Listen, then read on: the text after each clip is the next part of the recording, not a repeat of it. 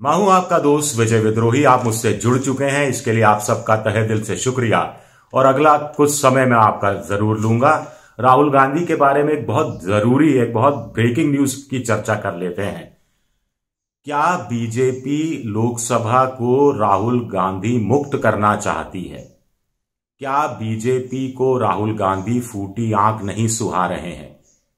क्या बीजेपी नहीं चाहती कि किसी भी कीमत पर राहुल गांधी को अडानी के मुद्दे पर लोकसभा में बोलने का मौका दिया जाए?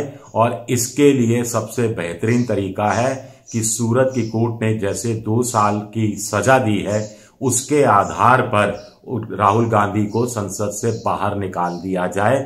ये कार्रवाई जल्द से जल्द कर दी जाए।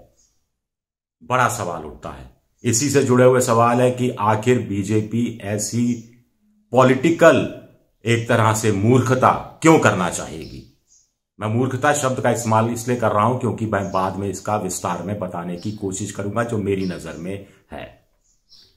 कुल मिलाकर कहानी यह है कि मल्लिकार्जुन खड़गे कह रहे हैं कि बीजेपी राहुल गांधी मुक्त लोकसभा चाहती है।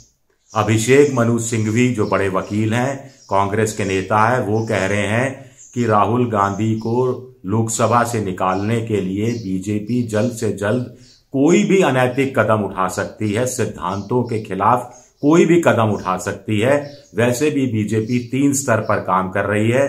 संसद के अंदर बोलने नहीं दिया जाए, संसद के बाहर सड़क पर कोई बोले तो कई तरह की पाबंदियां लगाने की कोशिश की जाए, जांच एजेंसियों का इस्तेमाल किया जाए, और इससे भी कोई नेता बच जाए तो उसके खिलाफ फर्जी केस अदालतों में दायर कर दिए जाएं, ताकि अदालत से एक आदेश हासिल करके उस शख्स के बोलने पर पाबंदी लगाई जा सके। ये बात कही जा रही है। अब मामला क्या है? मामला स्पीकर साहब के पास है। कायदे से सूरत की जो सीजीएम कोर्ट ने क्या कहा है?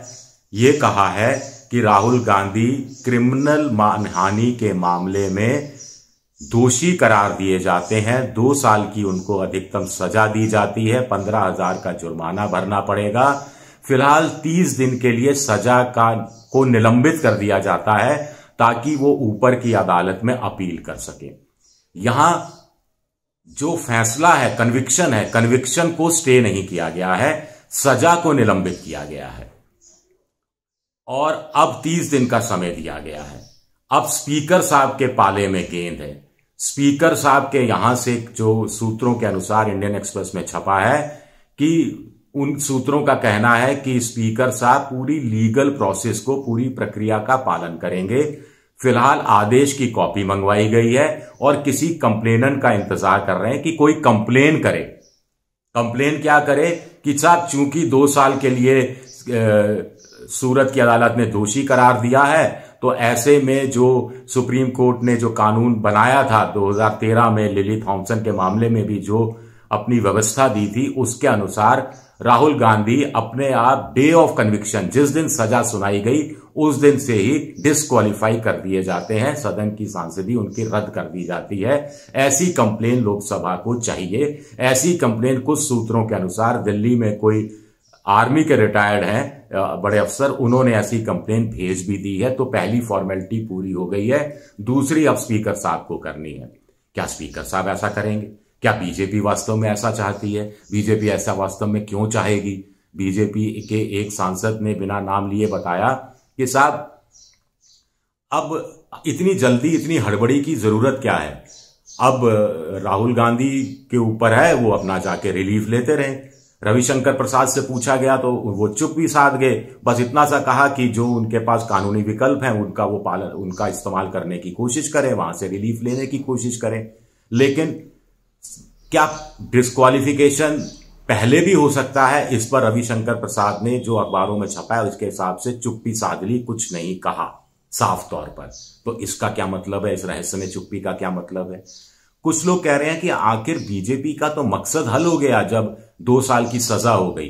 अब आगे जो होता है वो होने दो। बीजेपी अपना पॉलिटिकल पॉइंट स्कोर करने में कामयाब हो गई है, अब इतना ही बहुत है।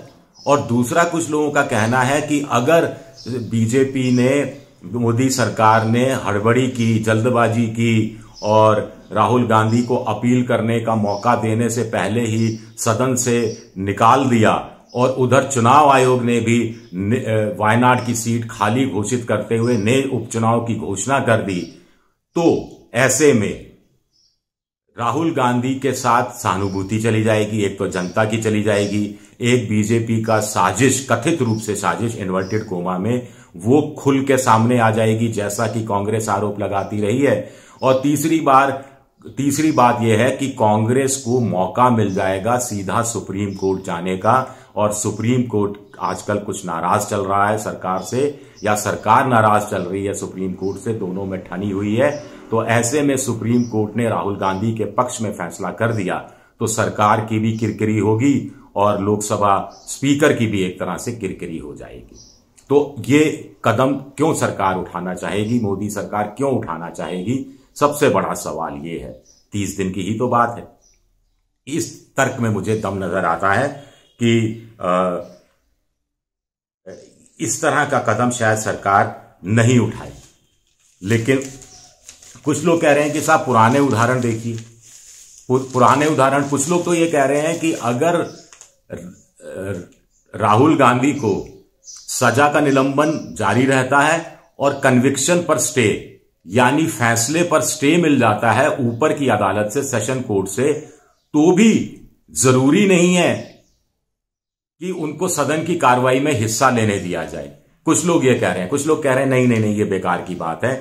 जो लोग ये कह रहे हैं वो उदाहरण दे रहे हैं। एक उनका देखिए उदाहरण है लक्षद्वीप के जो एनसीपी के सांसद हैं मोहम्मद फैजल साहब का। उनके खिलाफ एक क्रिमिनल मामले में उनको सजा हुई 2 साल से ज्यादा की, तो लोकसभा से उनको 4 दिन के अंदर ही बाहर निकाल दिया गया। 4 दिन में भी सारी कार्रवाई पूरी कर दी गई और 4 दिन के अंदर ही उनको डिस्क्वालीफाई कर दिया गया। 1 हफ्ते बाद वो केरल के हाई कोर्ट में गए और केरल के हाई कोर्ट ने उनका जो कन्विक्शन था उस पर स्टे लगा दिया और उनका जो डिस्क्वालिफिकेशन था उसको नाजायज घोषित कर दिया, जायज नहीं माना। इस बीच चुनाव आयोग ने क्या किया कि 31 जनवरी को, यह इसी साल की बात है, यह 2023 की बात है, 2 महीने पहले की, चुनाव आयोग ने क्या किया कि 31 जनवरी को बाईपोल की घोषणा कर दी और सीट खाली कर दी। फैजल साहब, जो मोहम्मद फैजल साहब ने सुप्रीम कोर्ट के अंदर गए और चुनाव आयोग के फैसले को चुनौती दी और चुनाव आयोग ने फिर अपना जो नोटिफिकेशन था उपचुनाव का वो कैंसिल कर दिया। अब कायदे से कन्विक्शन पर स्टे लग गया, नया नोटिफिकेशन भी चुनाव आयोग ने वापस ले लिया।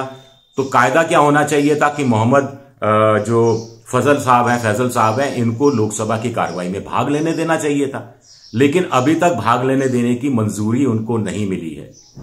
ये कहानी है। तो ये तर्क कुछ लोग दे रहे हैं। हालांकि कुछ लोगों का कहना है कि चूंकि राहुल गांधी को निकाला नहीं गया है लोकसभा से, इसलिए, और ना ही निकाला गया है, ना ही चुनाव आयोग ने वायनाड की सीट खाली घोषित की है, इसलिए ये तर्क उन पर चलता नहीं है, ये फालतू की बात है। लेकिन लोग सोशल मीडिया पर आ रहे हैं तो मुझे लगा कि ये कहानी भी आपके सामने मैं स्पष्ट कर दूं। अब कुछ और उदाहरण देने से पहले एक इंपॉर्टेंट बात मैं आपको बता दूं कि कन्विक्शन पर स्टे क्या आसानी से मिल जाएगा राहुल गांधी को? इस पर सुप्रीम कोर्ट का क्या कहना था लिली थॉमस के मामले में? सुप्रीम कोर्ट ने कहा था 2013 के बाद, उसके जब 2018 में उनके पास मामला दोबारा गया था, तो क्या कहा था सुप्रीम कोर्ट ने कि ये क्लियर करना जरूरी है कि कन्विक्शन पर स्टे देना रूल नहीं है, एक्सेप्शन होगा, यानी नियम नहीं होगा, अपवाद होगा, और रेयर केस में ही ये दिया जाएगा कन्विक्शन पर स्टे। हर मामले में नहीं दिया जाएगा, रेयर केस में ही कन्विक्शन पर स्टे दिया जाएगा। तो राहुल गांधी की मुश्किलें बढ़ती हैं इस हिसाब से।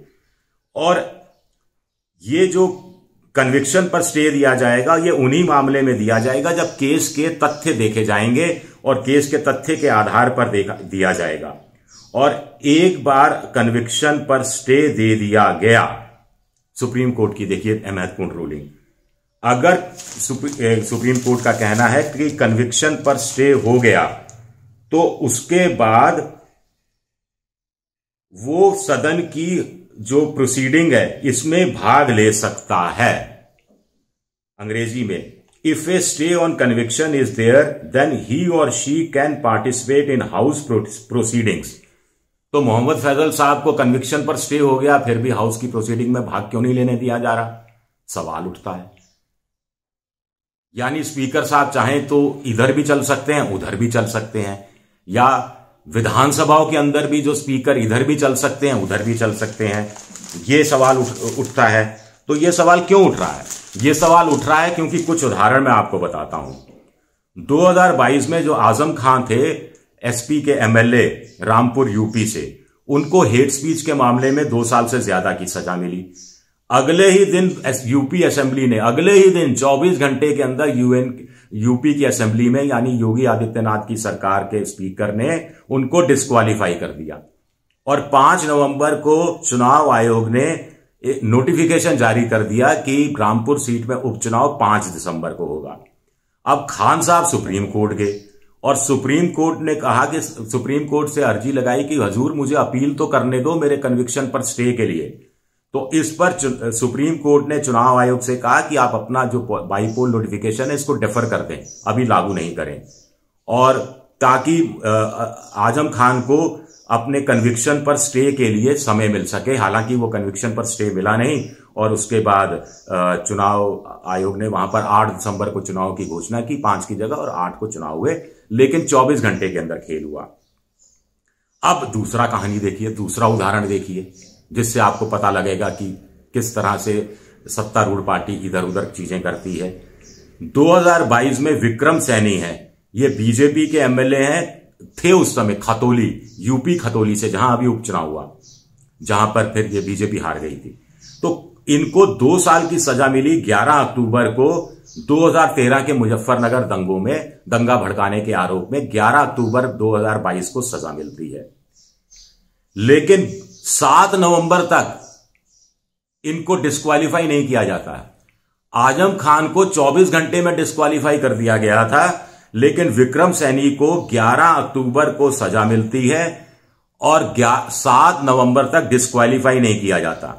7 नवंबर को राष्ट्रीय लोकदल के जयंत चौधरी ये मुद्दा उठाते हैं और कहते हैं कि जब आजम खान साहब को 24 घंटे में डिस्क्वालीफाई किया जा सकता है, तो विक्रम सैनी को इतने दिनों के बाद भी, करीब करीब महीने भर, करीब करीब 25-26 दिन के बाद भी डिस्क्वालीफाई क्यों नहीं किया जा रहा? तब जाकर विक्रम सैनी को डिस्क्वालीफाई किया जाता है और बाईपोल वहां पर 5 दिसंबर को होते हैं, जिसमें आरएलडी का और अखिलेश यादव का जो मिला जुला उनकी जो गठबंधन है उसका एमएलए जीतता है। अब 2023 की बात करें, इसी साल की, अब्दुल्ला आजम खान के बेटे, ये स्वार से एमएलए थे, इनको डिस्क्वालीफाई कर दिया गया जब मुरादाबाद कोर्ट ने उनको 2008 के केस में कन्विक्ट किया, 2 साल से ज्यादा की सजा सुनाई, तो कितने दिन में? 2 दिन के अंदर डिस्क्वालीफाई कर दिया गया। मैंने आपको बताया कि लक्षद्वीप के जो एनसीपी के जो सांसद थे मोहम्मद फैजल को, उनको जब वो कन्विक्ट किया गया, कन्विक्शन सजा दी गई, तो उसके 4 दिन बाद डिस्क्वालीफाई कर दिया गया, 4 ही दिन की मोहलत दी गई उनको। तो ये अलग अलग किस्से, कहानियां, ये जो सच्ची बातें हैं, उदाहरण, ये क्या बताते हैं? क्या वाकई में नीयत में खोट हो सकती है? क्या वाकई में अभिषेक मनु सिंघवी कह रहे हैं कि साहब अनैतिक कदम बीजेपी उठा सकती है, सिद्धांतों के खिलाफ कोई कदम उठा सकती है, या जो अभिषेक मनु की सिंघवी की नजर में अनैतिक कदम होगा या सिद्धांतों के खिलाफ कदम होगा, वो बीजेपी की नजर में न्यायिक प्रक्रिया का और लीगल एक्सपर्ट्स के विचार जानने के बाद लिया गया एक सार्वधर्मिक और तार्किक कदम होगा? और अगर ऐसा हुआ तो क्या सुप्रीम कोर्ट में यह मामला कांग्रेस लेकर गई, जो स्वाभाविक है लेके जाएगी, तो क्या उसका हर्ष होगा? अब आप कहेंगे कि राहुल गांधी के लिए कोई मौके कितने हैं? मौके कुल मिलाकर 3 है, 3 तरह से बच सकते हैं। 30 दिन का उनके पास टाइम है, अगर हम ये सब छोड़ दीजिए, अभी जो मैंने बातें की उनको छोड़ दीजिए। एक कि उनके कन्विक्शन पर स्टे हो जाता है तो उनकी सांसदी बच जाएगी। दूसरा, अगर उनकी सजा कम कर दी जाती है तो उनकी सांसदी बच जाएगी, क्योंकि 2 साल से कम पे फिर ये नियम लागू नहीं होगा जहां सदस्यता रद्द की जाती है। और या फिर उनको बरी कर दिया जाए, बरी करने में वक्त लगेगा और सजा कम करने में भी वक्त लगेगा। 30 दिन में ऐसा संभव लगता नहीं है, कोई चमत्कार हो गया तो हो भी सकता है। और फिर एकमात्र रास्ता इस रूप में ये बचता है, फिलहाल के तौर पर अगले 30 दिनों को लेकर कि कन्विक्शन पर स्टे हो जाए। जो मैं आपको बता चुका कि सुप्रीम कोर्ट के यही चीफ जस्टिस जो हैं, तब चीफ जस्टिस नहीं थे, डीवाई चंद्रचूड़, उन्हीं की रूलिंग थी दूसरे एक अपने साथी जज के साथ कि ये रेयर केस में कन्विक्शन पर स्टे होना चाहिए, ये नियम नहीं होना चाहिए, ये एक्सेप्शन एक होना चाहिए, अपवाद होना चाहिए, और फैक्ट्स, केस के फैक्ट्स को देखने के बाद ही ये इस तरह का कन्विक्शन पर स्टे होना चाहिए। आजम खान को नहीं मिला था, लेकिन मोहम्मद फैजल साहब को मिल गया था कन्विक्शन पर स्टे। अब आगे एक दिलचस्प, मनोज तिवारी और विजेंद्र गुप्ता ये बचा लेंगे क्या राहुल गांधी को? आप कहेंगे साहब ये तो बीजेपी के हैं, मनोज तिवारी तो अभी सांसद हैं बीजेपी के, दिल्ली के प्रदेश अध्यक्ष रहे, विजेंद्र गुप्ता दिल्ली में बीजेपी के विधानसभा में विपक्ष के नेता हैं, तो ये कैसे बचा लेंगे राहुल गांधी को? कैसे बचा लेंगे? ये मामला है 2022 का, बड़ा इंटरेस्टिंग है, 17 अक्टूबर 2022 का जजमेंट सुप्रीम कोर्ट का। हुआ यह था कि मनोज तिवारी ने आरोप लगाया deputy chief minister Manish Sisodia पर 2000 करोड़ के घपले का। विजेंद्र गुप्ता ने कहा कि मैं उनका सारा भ्रष्टाचार, उनका पूरा जो स्कैम है वो खोल कर रख दूंगा, पर्दाफाश कर दूंगा। इस पर मामला सुप्रीम कोर्ट गया। मनीष सिसोदिया ने क्रिमिनल डिफेमेशन का केस लगाया। इस पर सुप्रीम कोर्ट की रूलिंग देखिए कितनी दिलचस्प है, 2022 17 अक्टूबर को। तो सुप्रीम कोर्ट ने कहा कि हमें इस बात का दुख है कि पॉलिटिकल पार्टी का एक व्यक्ति पब्लिक ऑफिस होल्ड करने वाले एक दूसरे व्यक्ति को चैलेंज कर रहा है कि I will expose your scam, लेकिन ये डिफेमेशन का मामला नहीं बनता है, नहीं बनता डिफेमेशन का मामला। क्यों नहीं बनता? क्योंकि डिफेमेटरी जो स्टेटमेंट है वो स्पेसिफिक होना चाहिए, बहुत ज्यादा वेग नहीं होना चाहिए और जनरल नहीं होना चाहिए, स्पेसिफिक होना चाहिए। और सेक्शन 499 जो कहता है कि आरोप इस तरह का होना चाहिए कि उस व्यक्ति जिस पर आरोप लगाया गया है उसकी रेपुटेशन पूरी तरह से खराब हो जाए, पूरी रेपुटेशन छिन भिन हो जाए, खत्म हो जाए, उसकी प्रतिष्ठा धूल में मिल जाए, उसको या तो आर्थिक संकट पैदा हो जाए, सामाजिक प्रतिष्ठा गिर जाए या दूसरे तरह की समस्या से उलझ जाए। लेकिन यह मामला इसमें नहीं आता। तो कुछ लोग कह रहे हैं इसी को नजीर बनाकर कांग्रेस राहुल गांधी के मामले को भी ले सकती है कि राहुल गांधी का भी जो रिमार्क था वो जेनेरिक था, जनरल था, जनरल रिमार्क था, किसी स्पेसिफिक नहीं था, किसी खास समुदाय को लेकर नहीं था। कुल मिलाकर यह कहा गया कि ये जो चोर, ये शब्द पर गौर कीजिए, ये जो चोर हैं इनके नाम मोदी ही क्यों होते हैं? और ये जो चोर कौन से, जिसमें किनको इंक्लूड कर रहे थे? नीरव मोदी को और उसके बाद ललित मोदी को और नरेंद्र मोदी को। तो स्पेसिफिक नहीं है जिसमें कि किसी मोदी जी जो पुरनेश मोदी हैं, सूरत में लोग विधानसभा के मेंबर रहे बीजेपी के, उनकी भावनाएं आहत हो सके, इस रूप में ये नहीं जाता। ये एक तर्क दिया गया है, ये मैं आपको टाइम्स ऑफ इंडिया की खबर पढ़कर सुना रहा हूं, बाकी आप लोग सब समझदार हैं। वैसे देखा जाए तो ऑस्ट्रेलिया में क्रिमिनल डिफेमेशन नहीं है, न्यूजीलैंड में क्रिमिनल डिफेमेशन नहीं है, यूके के अंदर क्रिमिनल डिफेमेशन नहीं है, अमेरिका में फेडरल स्टेट के रूप में नहीं है, लेकिन 24 स्टेट में क्रिमिनल डिफेमेशन का मामला है, लेकिन उसका इस्तेमाल नहीं होता, सिर्फ कागजों में है। जापान में दोनों तरह के हैं, पाकिस्तान में भी दोनों तरह के हैं, जैसे हिंदुस्तान में सिविल सूट भी है, क्रिमिनल सूट भी है। बांग्लादेश में भी क्रिमिनल डिफेमेशन ऑनलाइन को लेकर बहुत ज्यादा सख्त है, जिसमें 1 करोड़ टके तक का जुर्माने की व्यवस्था है और 7 साल की सजा हो सकती है मैक्सिमम, जो 14 साल तक बढ़ाई जा सकती है। पाकिस्तान में सेना के खिलाफ अगर कोई बोल दे तो उसको 5 साल की सजा झेलनी पड़ सकती है और 1 लाख रुपए पाकिस्तानी रुपए का फाइन हो सकता है। जापान के अंदर जो क्रिमिनल डिफेमेशन को बड़ा मजबूत बनाया गया है, क्योंकि 2022 में एक रेसलर थे, उनकी बड़ी ट्रोलिंग हुई, उन्होंने आत्महत्या कर ली, तो जापान ने बड़ा सख्ती की कि अब 1 साल की सजा हो सकती है और 3 लाख येन तक का जुर्माना हो सकता है, जो पहले 10,000 रुपए का जुर्माना था। चलिए, शुक्रिया मेरा ये वीडियो देखने के लिए। अगर पसंद आया तो सब्सक्राइब कीजिए, शेयर कीजिए और ये घंटी जैसी आकृति है बेल आइकन, इसे दबा दीजिए ताकि नया वीडियो आए तो आपको तत्काल जानकारी मिल जाए।